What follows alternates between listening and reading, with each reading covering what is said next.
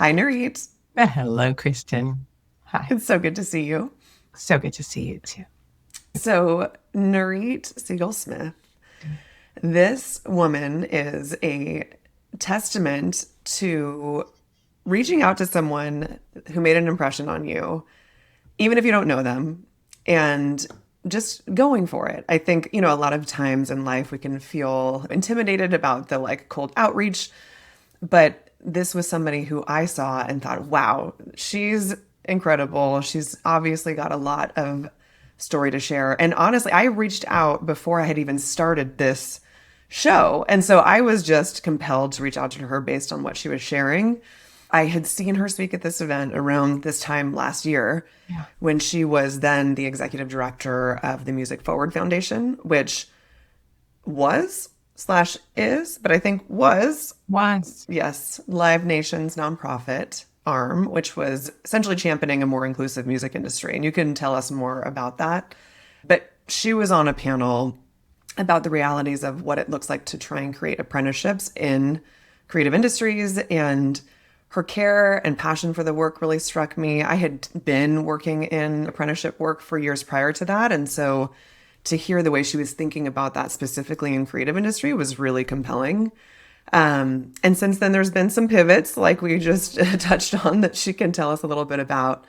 But when we chatted recently, she confirmed my assumptions that she's awesome and a badass and is just an incredibly thoughtful and talented leader. I think it is not always that you come across someone who views the world with such intention and care. And so it's just a real honor to have you here chatting with me today. Thank you so much, Kristin. Thank you. Yes. It's been such a journey the past year, and your email to me was literally the week things changed in my life. In my professional life, and then rippled across the rest of it. And so, it took me a while to actually circle back with you. And I was just totally transparent and said, my life's changed. I don't know if you really still want to talk about this. I mean, I can talk about it because I really love the work, but I don't know. And I'm just so grateful that you said yes to it. And I could tell from that, first conversation we had that that you understand the liminal space. Yes. Too. Yes. Right. Yes. We could have gone on for hours about just that. And I think it's so interesting, right? Because this is a good point you raise. When I reached out to you, it was in a totally different context. But ultimately, by the time you responded, I had also shifted some of my focus and lens. And so it was kind of it's another good, I think, probably, lesson's not the right word, but for anyone that maybe has reached out to someone and hasn't heard back, it doesn't mean it's dead. You just never know what's going on in someone's life. We have no idea what's happening for people. I think especially if you can kind of hold someone with a certain reverence or respect, it can feel like, oh, I didn't hear, and it can feel, but it's interesting. I did not have that. I thought, oh, I'll bet you she's just got a lot going on. Turns out you did. You planted the seed, right? And so I think that's also something I've always spoken to my teammates about and staff about.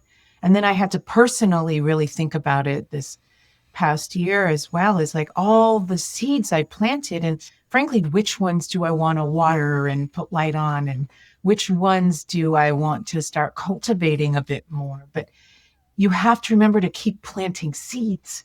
Yes. You have to. And again, it might be 18 years later.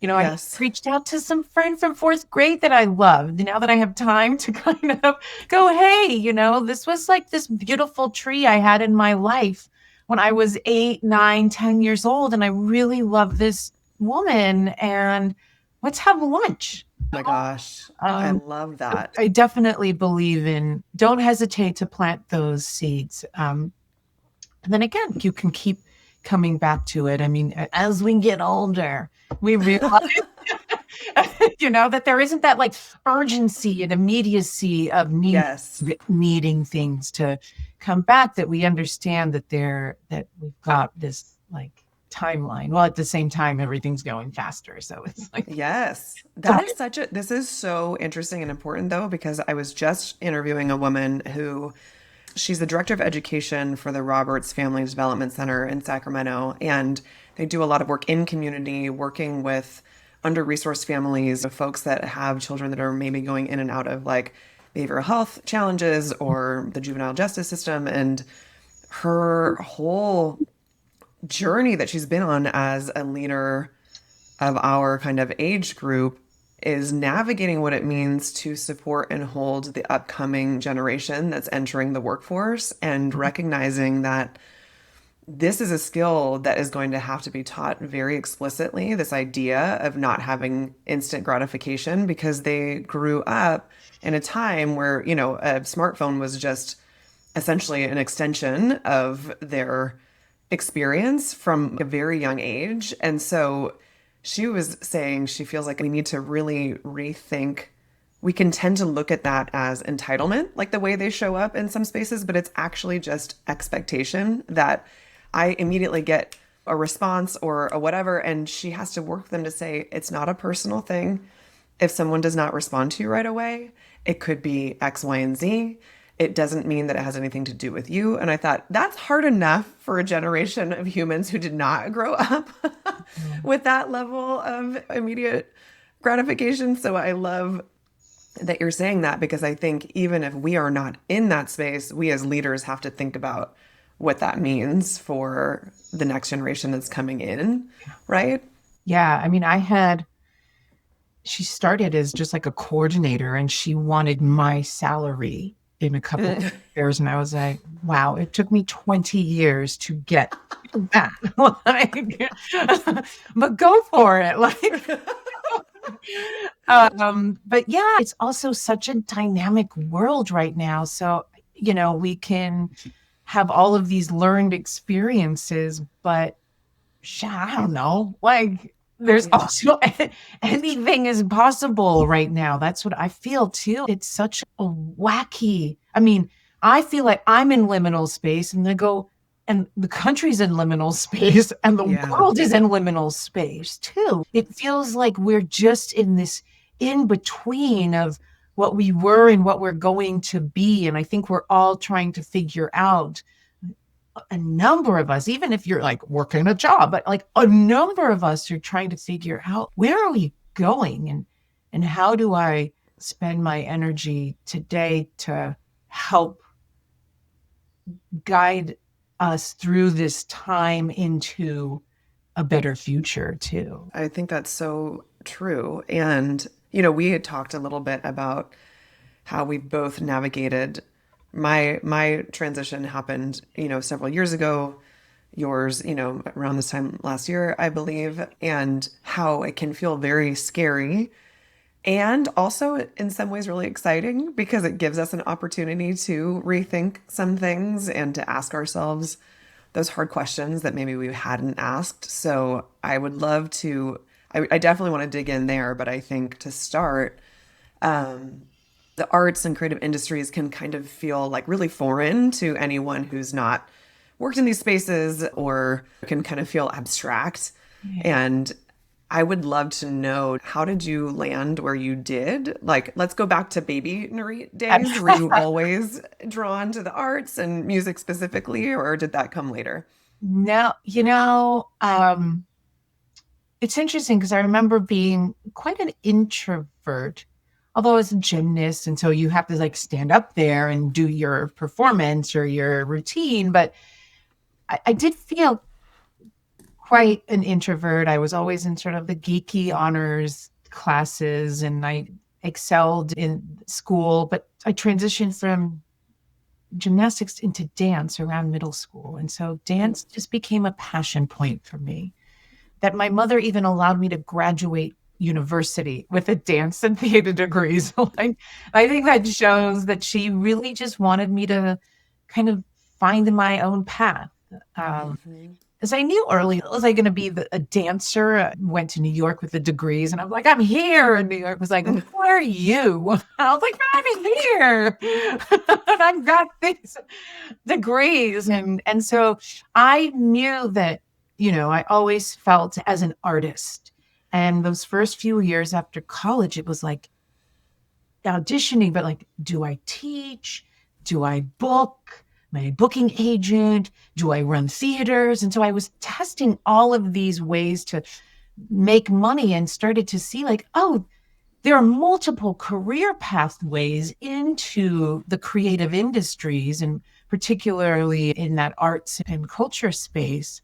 And that's when I was also bumping up against nonprofits, the social sector. I really would like to figure out how to way to move the word nonprofit out of our lexicon, because it just has connotations to it. So, but I was bumping up against the social sector because, of course, the arts are in the nonprofit sector.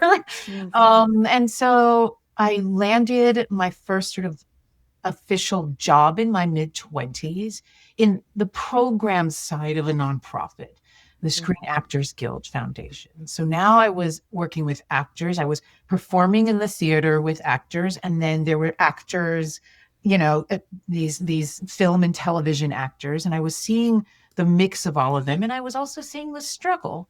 I was at home at the beginning and it's hard to be an artist in this country. It's really hard to choose that pathway. And I talk art in the broadest, fine arts, music, like all of it. It's really difficult. So how do you make a living and still be able to create, right? You still be able to cultivate that artistic voice of yours.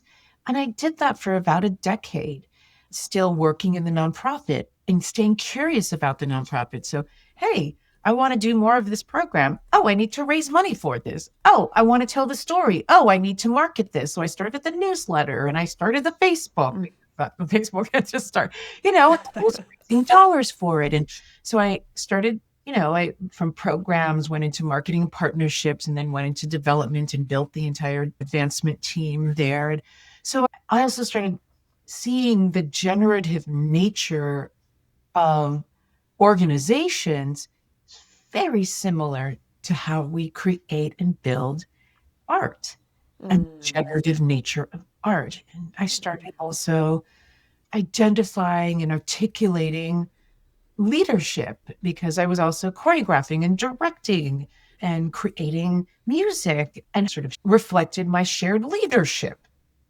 philosophy, right? And so I could really start seeing my artistic practice start to imprint and impact how I work and lead in these like office professional settings.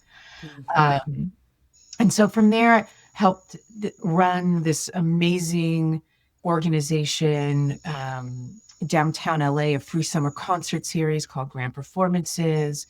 And from there, I became the executive director of the Music Forward Foundation. At the time, I remember feeling like I was bouncing around. And then 25 years later, you look back and you're like, oh, it's a straight line. I'm like, oh my God, girl. Like, oh. And interestingly enough, even though a lot of the institutions I worked in were decades old, and I felt the care you had to give to these, to the history and the legacy that came, because Music Forward had initially been birthed as the International House of Blues Foundation in the early 90s. And so it was a 25-year-old institution when I stepped in. You still have to bring this entrepreneurial sort of spirit to it because there are external factors that are shifting around you, plus the internal things that are moving. And you constantly have to be on your toes. And again, I had friends that once I stopped performing a lot too, they were like, do you miss it? And I said, actually, this work is quite creative, right? You're still sculpting and creating, and you're still, working with all different characters, and you're still, and I still had a stage because I oftentimes had a microphone in my hand talking and didn't feel like I was losing that opportunity to connect with people.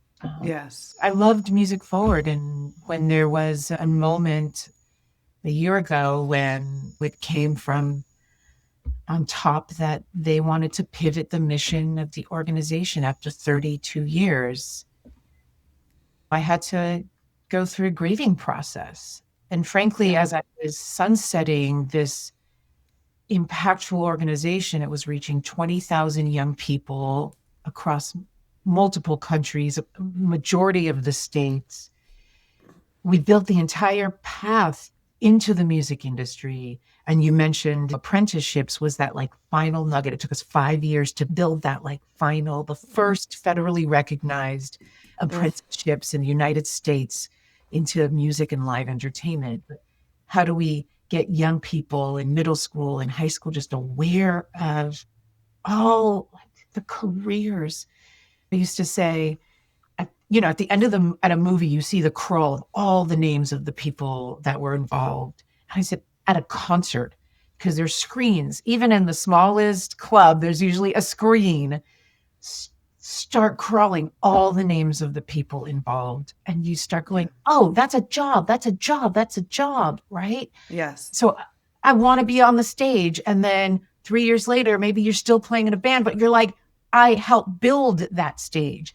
I helped do that sound. I talk about Coldplay's tour manager, this amazing woman, started in the box office, right? So awareness, then preparing them, getting them ready, having them understand how to build some of these softer skills, communication, collaboration, like all of those 21st century skills, so they can also feel like they can, even inside of the industry, learn how to pivot and move and be flexible and have the confidence to do it. And then, of course, the placement, like internships, and that's the apprenticeships. So building that, I had to sunset the whole thing. And I kept saying, like, I don't think I can do this. I don't think I can do this. It's just January 25. I was like, I don't think I can. It was hurting. Like it was hurting to do it. It was like, but I said, who better to do this than me? Like, who better to make sure? So we were able to hand pieces and resources and things around to other nonprofits. And I kept going. My mantra for those first sort of 6 months of 25 was, I am water. I am water. I am water. Every time I tried to like hold the line, it would break and it would hurt. So I guess this isn't feeling good. I can't be a rock here. I have to just flow, because the pressure, the power of the river was too much for me. And I was trying to like find people to help build dams, and they would try and then it would just break through. And I'm like, ow, it was it hurts every time. I am water. I am water. I am water. I spoke to somebody in this sort of music education space just this January, just a couple months ago, and she didn't realize the closure, and she was in tears, and I could tell I had gone through so much of this grieving process already that I could hold her through a little bit. It's so true. There's a woman that I deeply respect. She runs an executive coaching program that I went through last year, or a year and a half ago now, actually. And she talks a lot about how some of this, the scar has to be starting before we can share it in a way that can still be held and powerful, right? Where it's when the wound is open and you're bleeding everywhere, it can be really tough to like speak to it, to speak into it, right? And it's not to say that we shouldn't be sharing our grief or we shouldn't be sharing the process, but it's a different thing, to your point, when you have started to recognize that you are through some of that process and you have turned into the river instead of like holding on to all the branches. Your relationship to that experience changes so much. And I want to come back to that because there's so much to dig into just about what your last year has held for you. But I'm really interested in what you were just sharing around both this recognition that there are career opportunities in arts and culture spaces and creative spaces that we would never even think of. I went to school I was a fine arts major, and in many ways, unfortunately, kind of stripped away a lot of my love for it because it became very, for lack of a better term, formulaic and like a way to quote unquote be good at your craft. And it just never quite worked for me. And in my head, I remember thinking, well, I'm never going to be in a studio painting by myself all day long. It just is never going to happen. I love people too much. I love collaboration too much, but it was such a misconception. And I think a real missed opportunity to be going through school for something that you love and then not understand. But there's so many other vocations in these spaces. So that I also feel is really aligned with kind of what you were touching on around how do we define creativity?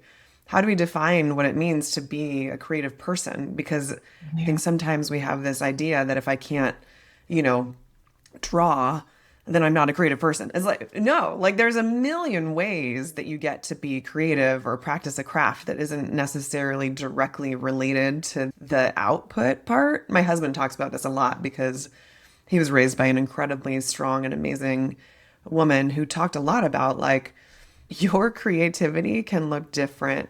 It could be that you make brownies. It can be that like whatever. It can be so many different things. And I know this is so much of what you were focused on with Music Forward was how do we make that more a part of the conversation? And I'm curious if you saw that, like, could you have recognized that when you were trying out and testing all those different things, the auditioning and the teaching and the booking, was that a conscious awareness for you, or is it in hindsight that you can see that? Not at all. Yeah. Like it wasn't articulated. And I don't know with you, Kristin, there weren't a lot of mentors out there either. Right. Yeah.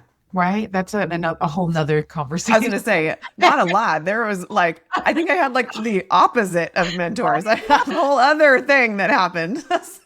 Right.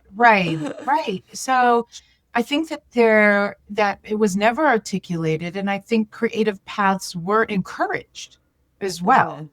Right. That's why, having a mother who was not in a creative, right, to hold me and allow me to keep exploring and really allowing my life to unfold in the time that it did. I remember she had a cousin that was just like, don't worry, she'll find her be way. Okay. My brother is a lawyer, did this and went to law school, and then he was a lawyer like that. It was this path that was already paved, that already was paved in gold. Like it was that. I learned this. It's called Bundu bashing. Say it again. Bundu bashing. Bundu bashing. Yeah, I married a South African, so he taught me this word. And the Bundu is like the bush, right? And you're out with your machete, doing this. And I had this aha moment. I was like, oh, artists are Bundu bashing their path.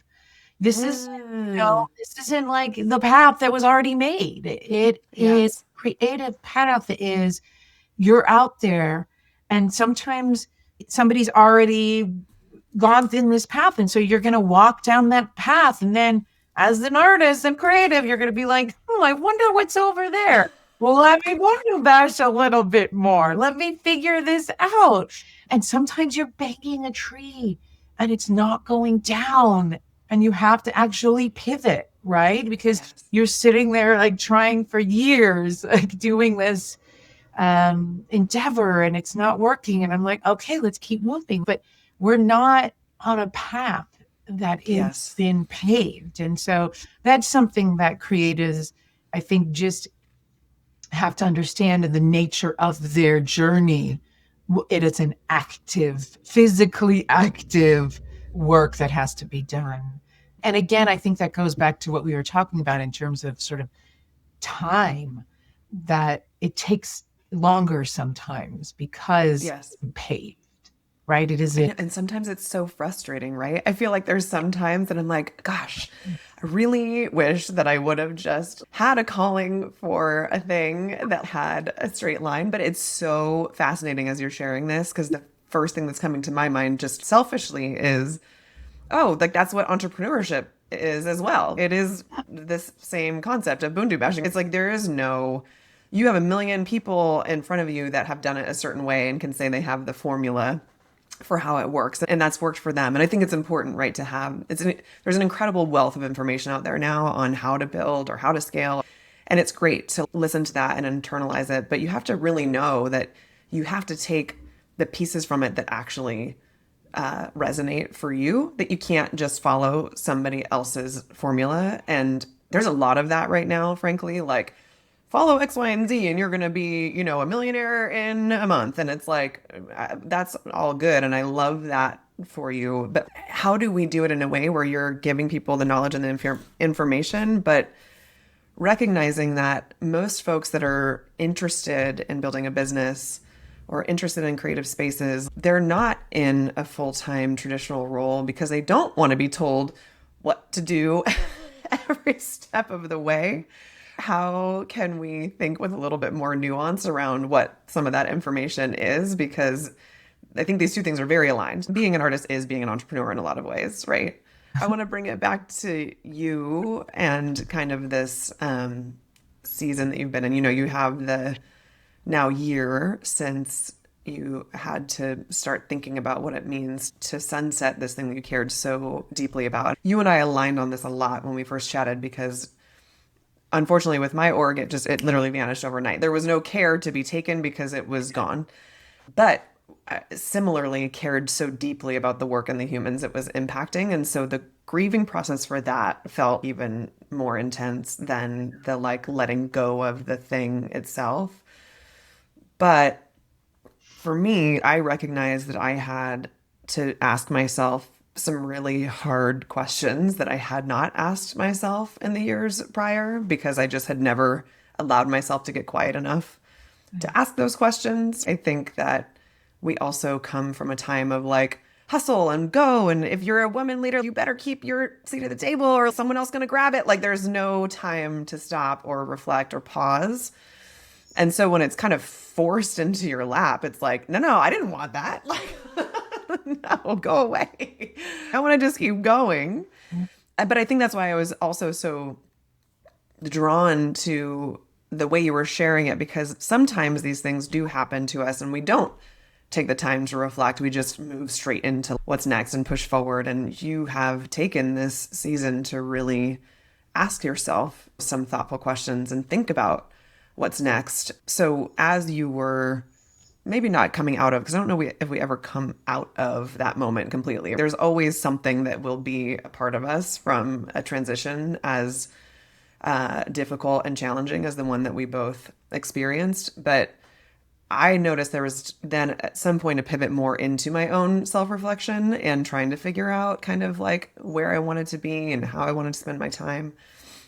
So I'm really curious if that was similar for you. Did you find yourself starting to unpack some things and peel back some layers that maybe you found something interesting or surprising about yourself and where you found yourself in that moment? Yeah. So, sometimes you don't even know where you are until months later and you turn back and you're like, oh, that's where I was, or that's what I was feeling. Yes.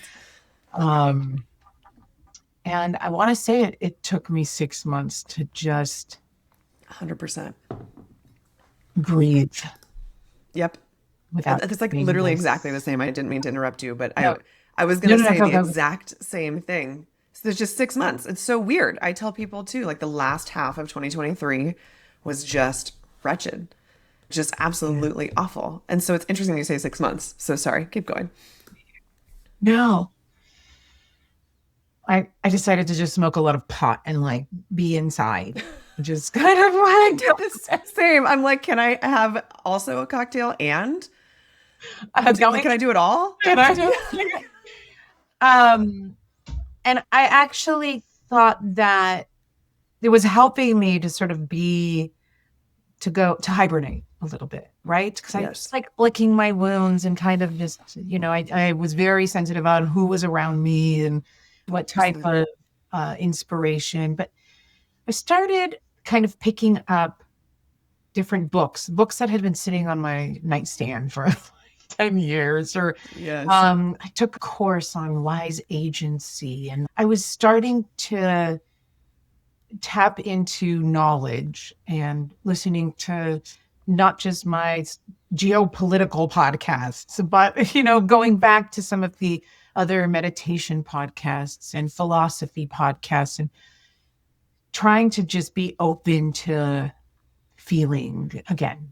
Because, when you feel it hurts, right? It was hurting. So I think that was starting to help me get out. And I realized after having lunch with someone that I was tangentially connected to, I came back like I had energy a little bit. And I went, oh, I need people.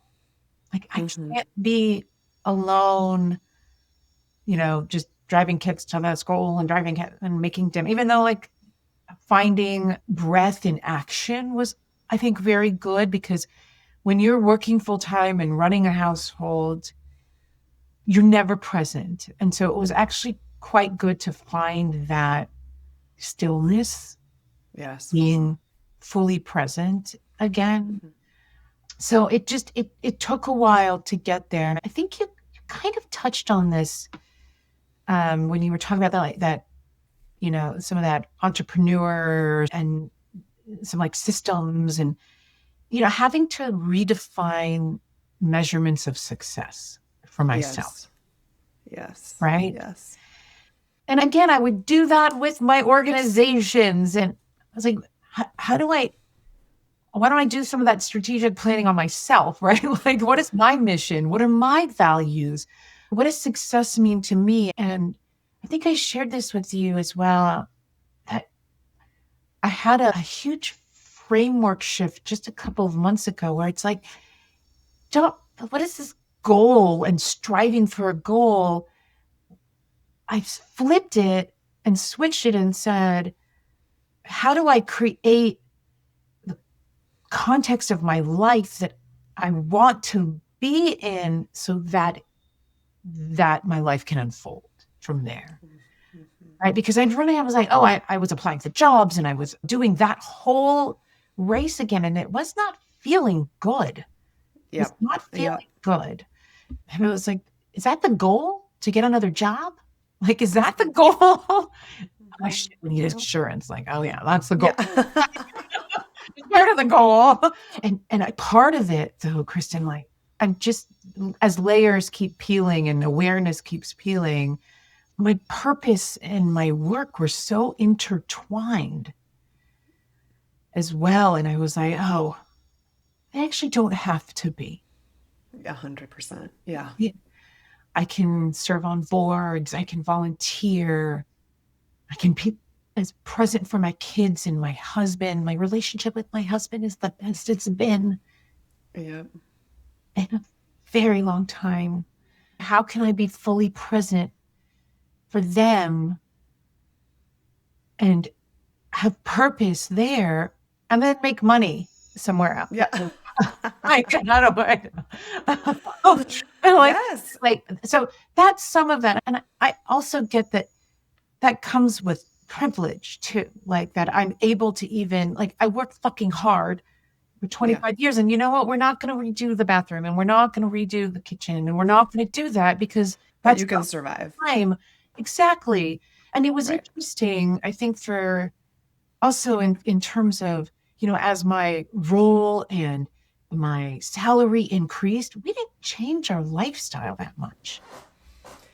This is, oh my gosh, this is such a huge point that I have been really hell-bent on lately because it keeps coming up for me as well, which is I went from not a great salary, like fine, also worked in nonprofits. And then when I landed at Bitwise, I built to a salary that I could have literally never imagined ever in my life. I would have never in my young Kristin days thought that was even a possibility for me. And so to go from like not much to all of that to then literally nothing again, and then choosing to be in debt in order to build with purpose instead of looking for the next job to like fill that hole.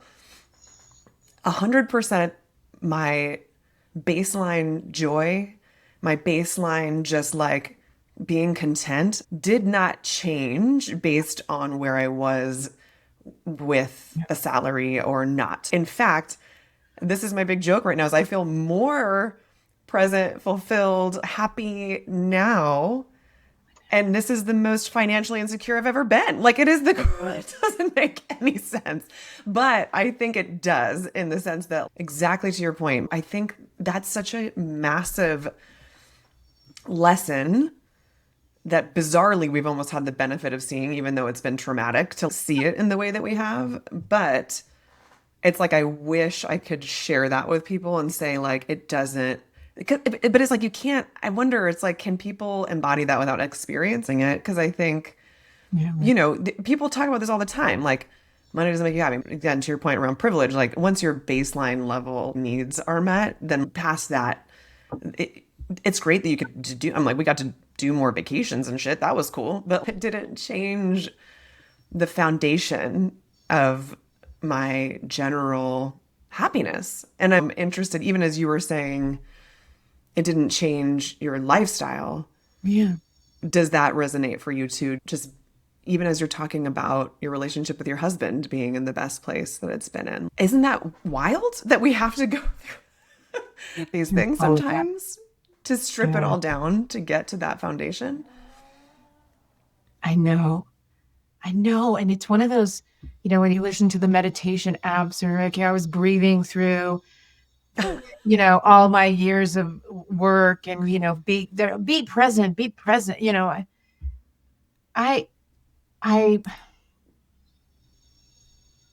I was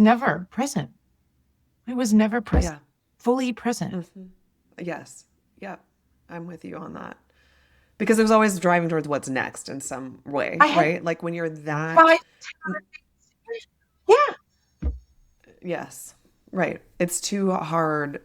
I find myself, if I'm totally honest, because I was exactly right where you're at, about a year after Bitwise. And I'm finding myself kind of starting to go back into bad habits where I can convince myself that as I'm trying to build my business and as I'm trying to create something that matters or, I build a life that feels like it's intentional, there's still that I still really have to be careful.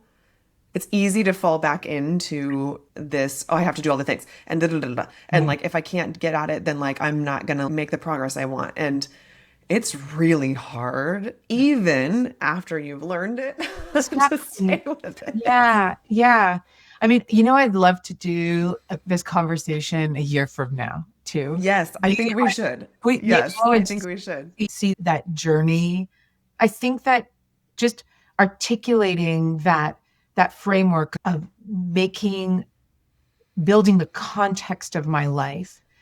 Well, I think one of the things we talked about last time too is that there's so much stuff to react to right now, right? There's so many things that are sort of like breaking or there's shit just happening and you just want to react all the time to it. And how do we build this muscle of watching or staying curious? How do we keep our feet grounded in a way and working that muscle? Because as I'm trying not to react, right? I think it's going back to what you were saying. It's like, how do I not fall back into that mode? But I think part of that vision too is how do I spend my time on things that want to be reborn that I can actually attend to? So how do I use my energy to build rather than to react? Mm-hmm. So again, it's just in theory. Like, how do I then put that into practice? Or how, as I'm meeting people, how do I pour into those projects? Or how do I give in a way that doesn't feel like my feet are leaving the ground, or I can't still be present, Absolutely. for all Do that. you feel like you have found that you can tell the difference physically? I know I can. When I am, like, let's say I go to an event or something, I can literally feel when I'm like actually centered in my body and when I'm actually present versus when I've got like a little bit of this like freneticness coming back in. And I never had that before. I think I would have told you I was present and in the moment, but I can literally physically feel it now, which is a really wild thing to have tapped into because I did not have anything even remotely close to that before. And now, though, I feel like one of the hacks is I can at least see it or feel it happening and go like, okay, something's either not totally right in my body right now, or like I'm, to your point, reacting to a stimuli that is not feeling great, or maybe this is just not my place or my moment, and that's okay. It's not to be hard on myself and say you need to be present and grounded all the time because that's not possible. Right. But I do think it's really interesting to be able to at least recognize it now and go, okay, what was that? And why was I feeling like that? And how do I get back to myself? Do you feel that physically now? Yeah. I mean, as a dancer, the physical, the somatic world is so, again, that it's been something that I've had to build my entire life. And I think it is something that is spectacular that you're able to see that. When I am going through some emotional thing, I will always think about where in my body is triggered to. And sometimes your body can trigger the emotion, right? So you have to watch that too. And so I think that being able to tap into your physical embodiment, I mean, I think that is great that you can even see that. And I think it is something that, again, as dancers, I feel like we have a separate brain in our bodies. Yeah, totally. That makes sense. Yeah. Yeah. There is just how we learn and we have to learn how to feel people coming behind us, and we have to learn where we are in space and time, and how this muscle reacts when we move that. And so there really is a connection to our bodies that I'm grateful to have that. That's incredible. Yeah, I think you were talking about something earlier around when you were a fine artist and going through school, and what also, like, school can sometimes put you in here, into your head. Right. And we start off here, and oftentimes we forget about our gut too. And in leadership, there's also leading from the head, the heart, and the gut space. And I think that so often it's easy to just, and especially, when I want to protect these things, you just kind of lead from here, and you're like, this is the right decision. This is, I should apply for jobs, and this is the cover letter I should send, right? And then something's not feeling right. And so I think this is the time, this like heart guts time. And now that you're bringing the head back in, right? This past year, it's like, wait, something's not like jelly there. And so how do we keep that balance between all of it? And again, you're right. My equilibrium, it's just slowed down. Like that kinetic, that energy. How do we bring that into the rooms we're in? That doesn't mean I might have a lot of fun and go crazy. I was going to say, listen, you get me out in the right environment and it's like, forget it. But there's something about even being present in that, right? There is something about your body allowing yourself to feel free in that moment. It's like you're still in some way connected to the moment. And I'm looking at the clock and I'm freaking out because I know I only have you for 6 more minutes. And I have so many more questions. And so I'm trying to very quickly in my mind think about how I want to narrow this down. I think, okay, 2 last questions. One is I'd love to hear what's calling to you right now? What are the things that when you think about, I'm not saying like what's your 5-year plan, but what's coming to surface and what's percolating? And are there like spaces or topics or humans or things that you're finding that you might want to start kind of diving into your curiosity? Right. So I had an interview about a month ago. I didn't make it past that round, but I came out going, oh, I think I can love again. Like after a bad relationship, where you're like, it hurts so much. I don't know if I'll ever be in a relationship again. Yes. Oh, I think I can love again moment. Yeah. So I'm still looking for that idea that I want to bring my expertise and my passion into a little bit too.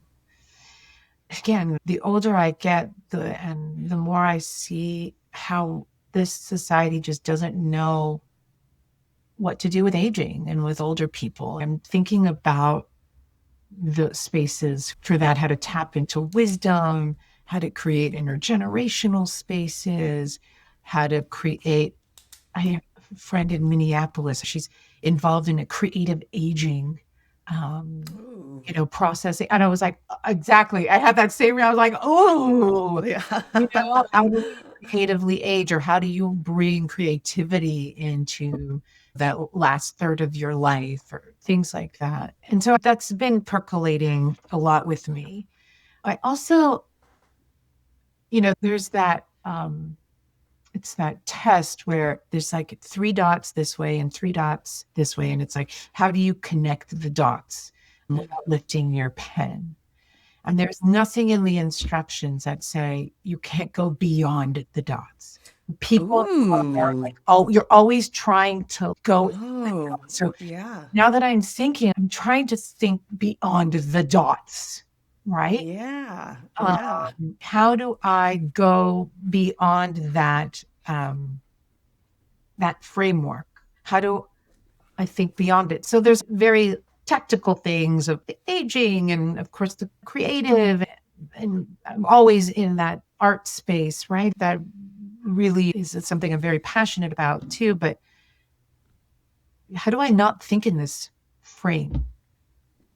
I love that you're asking yourself that. I wish I would have asked myself that in the beginning of my journey, because I think when I realized, I want to build my own business, it was with a very because of what I knew from before, right? It's like you do X plus Y equals Z. That's how you make profit. And then along the journey, I've realized it doesn't have to look like that. It can look totally different. It can be something different, but kind of back to that Bundu bashing. It's like, but that means that you got to go out there, be willing to carve it out. But I think, how beautiful that you're asking yourself that now at such an early phase of the journey, because that will allow you, you're a creative human, so it's not surprising that you're asking yourself that. But I think, I'll be so, to your point, in a year when we have this conversation, I cannot wait to see and hear all that you've built or thought of or done. And in that vein, the last question that I do ask every woman that comes on the show is around legacy, but it's with the lens of not the heaviness of the whatever monetary thing that you're going to leave to your kids. It's what is that you're building towards every day? Like, what do you want your legacy to be? But from the perspective of what does building a legacy even mean to you, I think is really the question, because I think it's really unique for everyone. And when we actually get to ask the question with nuance, we get to hear some really incredible things. So I'm really interested for you. What does building a legacy mean to you? Wow. Oprah once said, we love an Oprah, that legacy is everyone you connect with, everyone you touch, right? And how do you ensure that, and for me, you extrapolate, but how do you ensure that you connect with people in a constructive, productive, growth way, curious even way? Sometimes you won't even know the legacy that you're leaving. But that smile that you gave somebody, Yeah. in the passing in the supermarket, Yes. the helping someone do something.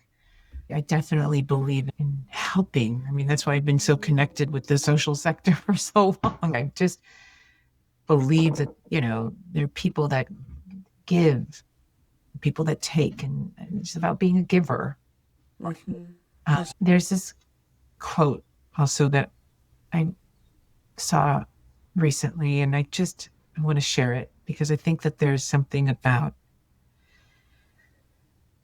this that I think reflects a lot of the conversation we've had today. And it's a Joan Didion quote. Ooh, I love Joan. I'm not telling you to make the world better. I'm just telling you to live in it. Not just to endure it, not just to suffer it, not just to pass through it, but to live in it, to look at it, to try to get the picture, to live recklessly, to take chances, to make your own work and take pride in it, to seize the moment. That's amazing and so beautiful and so how you show up already. I think it's so clear when someone that you meet is living in it and is actually present to it. So I love that you shared that. And I need to get back into some of her work. You're reminding me because I love her. And there's so much about her work that speaks to these moments too, very specifically, some of these transitional times. Yeah. I appreciate you so much. I'm so, so, so grateful that you responded to my random ass outreach all of those months ago. They're not always that great. Those connections I've had on LinkedIn and stuff. But I say always reach out, reach out, reach out. You never know. You never know. Now I get to call you a friend, and I'm so grateful for that. So, so much for the thank you again. And one of these days we'll get to meet in real life, and it's going to be amazing. I know. All right, friend. Thank you again. Thank you. Good to see you. All right. Bye.